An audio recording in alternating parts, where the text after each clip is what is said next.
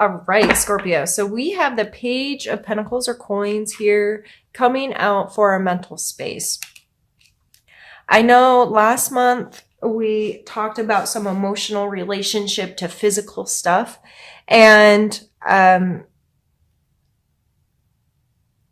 here, the page, this is a young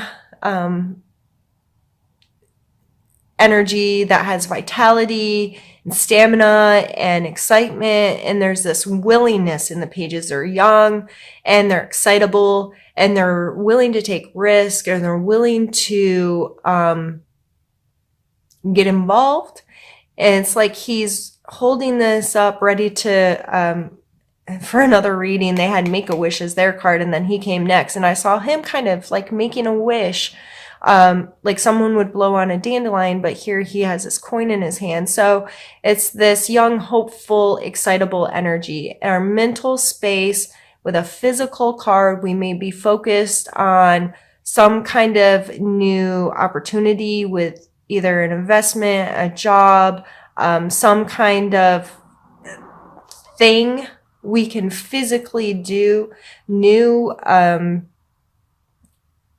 a new diet, a new eating plan, a new home. I mean, you name it. This is just, this person is excited about something new in their physical world, and they have an energy that is high to get involved or create this thing. I will say, in association to this card, they say if you're starting a new habit, during your birthday, that's better than most people do it at the beginning of the year, right? And that really works for some, and maybe the camaraderie of a lot of people getting involved in new things helps with that. But doing it during your sun time is actually a really good time for us to start a new habit. Around our birthday, that was, 38 years ago, I was 24 hours old. You know what I mean? So I was my first experiences as a human, and something about that, and our bodies and the patterns that happen in our life. So if you are doing something new in your physical world, this could be a new schedule, a new budget, a new meal plan, you name it. But it may be really good for you right now to get that ball rolling, so it's something that could really stick with you. Coming in your physical space, we have the Seven of Wands. I believe we had this card last month too. But here he is on the higher ground and willing to defend himself. In your physical space, you might feel like you're under attack. You might feel like you're getting a little overwhelmed. You may feel like things just aren't working right. I would be very mindful of any conflicts coming your way. How are you responding to people? How are you dealing with this? Are you willing to take the high ground? Are you the one on the offense, or are you going to let that kind of stuff play out and only get involved if it comes from a defensive space? And going back to this, if you want more love in your life, you got to put it out into the world. So any of these things with conflict, I see him like, I'm up here. I'm out of it, right? I'm going to try to keep my composure, and I'm going to focus on only what is mine. It's like he's on this tiny little piece of land, and he's like, nope, this is mine, and I will defend this. I'd be very mindful of those conflicts in your life, what you're putting out there. I wouldn't be the one to lash out. I wouldn't be the one to strike first. I would try to when I say higher ground, having a removed perspective may help deal with some of these things.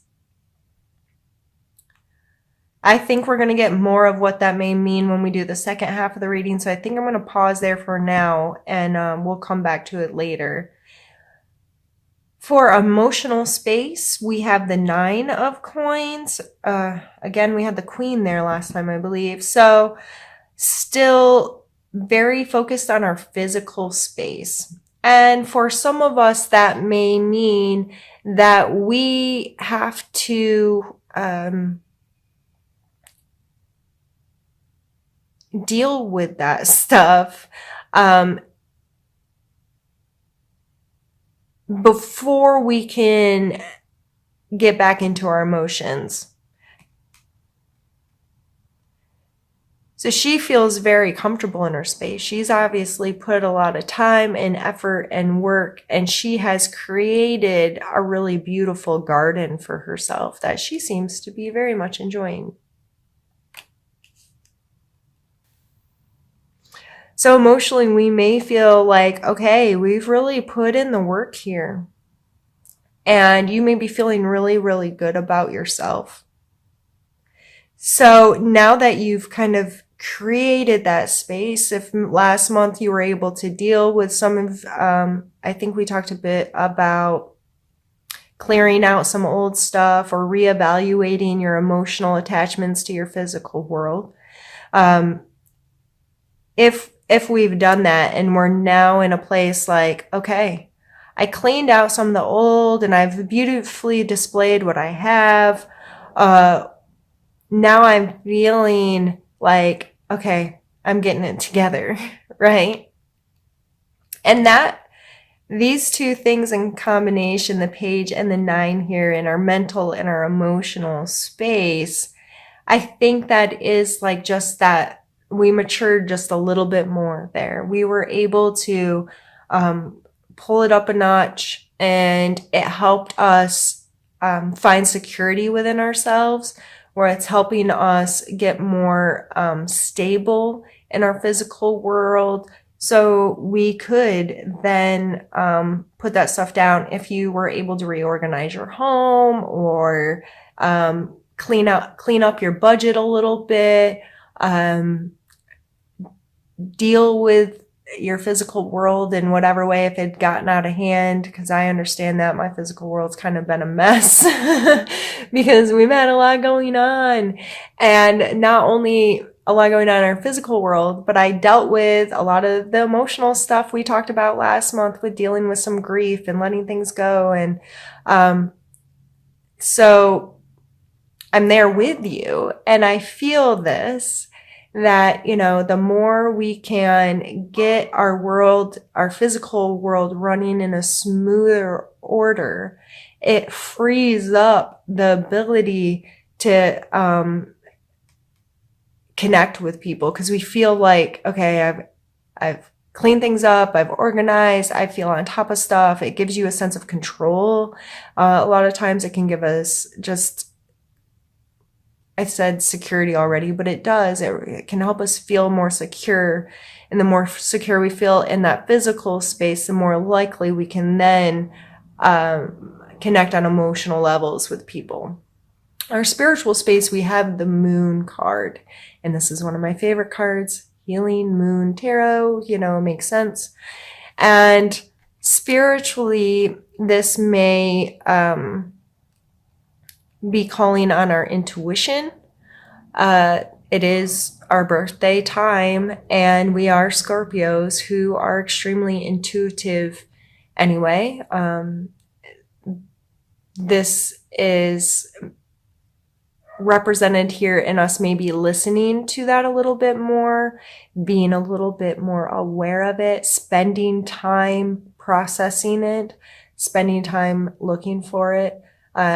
If you do feel you are intuitive in some way, what is your relationship to that? Does it make you comfortable or uncomfortable? Because I know from experience that it can make us feel uncomfortable sometimes. It's like, why do I know that? Or why do I feel that way? Why is that my response to this situation? I personally recently woke up in the middle of the night and got in my car and drove somewhere because I knew something bad was happening. I hadn't spoken to anyone. I didn't have any reference. But I knew something was wrong. And I trusted myself. Now, should I have gotten in my car and driven somewhere? I don't know. That was maybe a little silly. But I knew in that moment and I trusted in that moment that I was right. And I was right. And it was uncomfortable and upsetting to an extent and whatever. And it caused me to have to deal with some stuff. But, I trusted for whatever reason that I woke up at, Lord knows, middle of the night, 3 something a.m. I didn't feel crazy by trusting myself. And I think that's important for us. If you have those moments where you're just like, I don't know why or how I know, but I know that I know. And then you fall down a rabbit hole of like, am I crazy? What is wrong with me? Why do I think this way? It's very important that our perspective on ourselves is one of support. You know what? You might be crazy, but support you're crazy. You know what I mean? Like, I just trust when I have a really deep gut feeling, I try really hard to trust that without questioning if I'm a lunatic. You know what I mean? So if you come into those situations this month, try to trust yourself. I mean, don't put yourself in a bad situation or do something ridiculously irrational, or you know what I mean? But give yourself the opportunity to trust your instinct, to trust your gut, listen to your intuition, or give yourself more opportunity to explore what that means to you. And this card also, there's a transformation here. Things look different in the dark, right? And it's the same light source that we get all day from the sun. It's just arriving to us in a different way. And it's amazing the feelings that are associated with the dark versus the light, all of the old tales of whatever, werewolves and vampires and all this, it all has to do with the night and our shadows. And this can bring up some shadow work within us, those deep, dark recesses of ourselves that are scary or that we don't want to admit or we don't want to allow. If any of that's kind of pulled up for you this month, I'd be mindful of paying attention to it. You may want to look up what shadow work means. There's some, people out in the world that talk about this, and from more of a psychological or spiritual standpoint of what that means and how to deal with some of those things. It can be really heavy work. It can be really exhausting work. I find it beneficial within myself, but I'm careful about when I dive into that because I can get really hard on myself or it can emotionally really drain me. So if you're interested in any of that and you want some resources, you're welcome to reach out to me and I will try to provide speakers or whatever that I've come across over my years of researching this kind of stuff that I would recommend for people. I think we're going to pause, move some stuff around, and get into the second part of this reading. This is hard for me, Scorpios, and I hope you don't mind, because all I want to do is do a reading for myself. And I try really hard to not, tell you all my stuff, because you probably don't care. No, I have made it very known that I associate with the Hermit card on a very deep level. And in general, the Hermit is all about taking, to me, it's about taking our experiences that we have in the world, all the thoughts, ideas, opinions, information in general that we soak up all day long from all the people and stuff that we do, and then allowing time to be alone and understanding there's a difference between being alone and being lonely. I don't see the hermit as lonely. I see the hermit as someone who's able to be alone and who is able to digest the world, if you will, and come back to what aligns with him. He takes in all this information, weighs it all out, and is able to connect with who he is, how he feels about everything, what his perspective based on his experiences are. And so this coming for a challenge as someone who associates deeply with this card, and I feel a lot of my Scorpio friends do. We may just not be in a place this month where it's best for us to be there. You know what I mean? That we may not get our alone time that we usually do. We may not get to turn off as much. Holidays are coming up and different things. And there's going to be lots of opportunities to interact with people and enjoy the festivities going through November and December.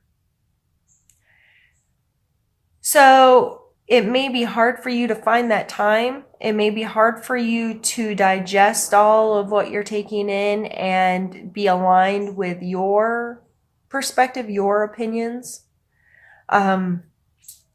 Let's pull some more cards. Let's pull what? And going back here, the physical world with this conflict, it may just be this not necessarily being like a conflict, but just a lot going on in the physical space. And it's like, okay, what next? It's like this guy's playing whack-a-mole. I don't know why I just saw him like that, but there's just life gets busy. There's a lot of people, everybody's putting in their opinion. There's lots of ideas of what needs to be done. And it may just be not necessarily a conflict, but it could feel that way. It could feel like you're under attack, but you're really just playing whack-a-mole and trying to get through all of this stuff. And so that's why I'm feeling my friends don't want to hear that. And one of my best friends calls me the Queen of Swords. She wanted me to be the Queen of Swords for Halloween.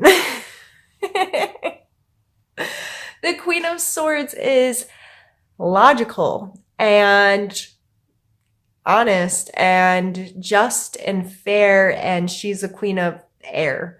And depending on your other placements in your sign, I myself, and my moon is Virgo and my ascending is Gemini. So I'm a complicated mess.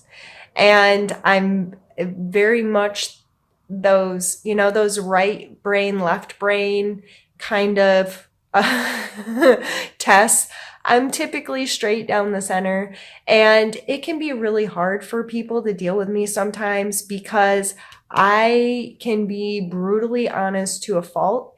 And because of my emotional awareness and how I tie things emotionally to everything and I recognize patterns, I can be very mean without meaning to be mean. It's like I know how to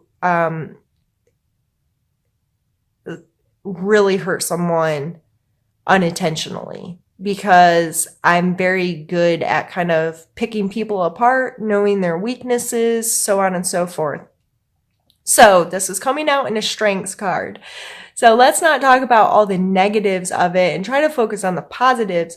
But I think it's important to know that energy can also be that way. So with the Queen of Swords coming out for a strength, this is calling on us to be logical. This is calling on us to be decisive. This is calling on us to be honest and fair and just. However, this is not telling us to be the judge and jury and we're going to run stuff and chop off heads.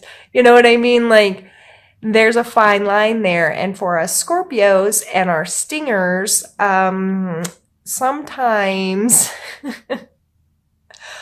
that line gets hard to read and we stand on the wrong side of it, right?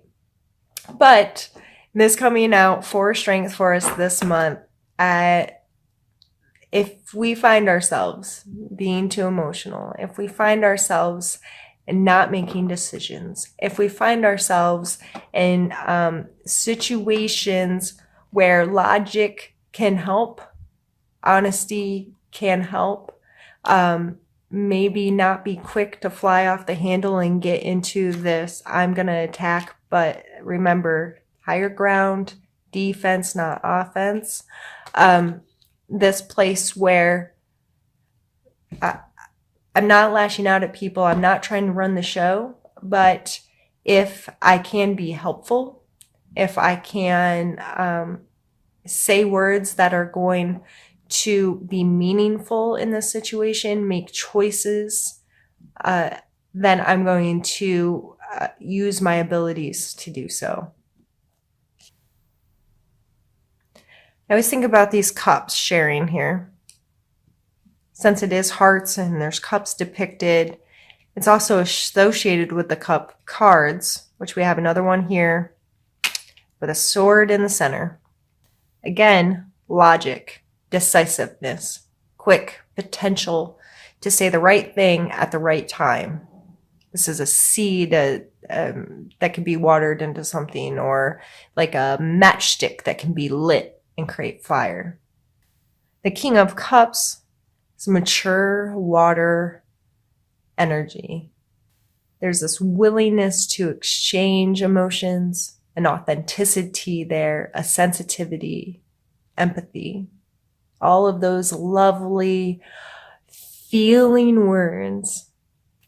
I feel like in your need to know, with this queen coming out as a strength, and then the sword represented here between two emotional cards again, it is important for us to be both logical and emotional. And that proves itself over and over and over in our lives, Scorpio. I believe a lot of you can relate to that in this playing that game.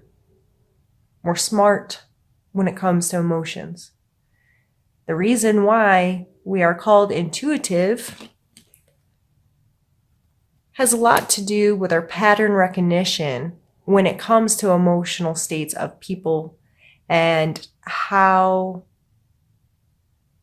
we read those things and how we can present ourselves to people based on what we know. I am very good at reading people. I can watch somebody for 10 minutes and know what parts of my personality that I need to emphasize to start a connection with that person. We went into some of that earlier, and flipping that switch and coming from a place that those people know we're willing, right?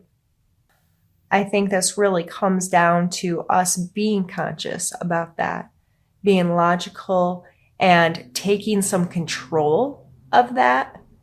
I have control over this. I can control how I'm presenting myself. I can control turning that switch on. I can control the understanding that I can't just expect it to show up.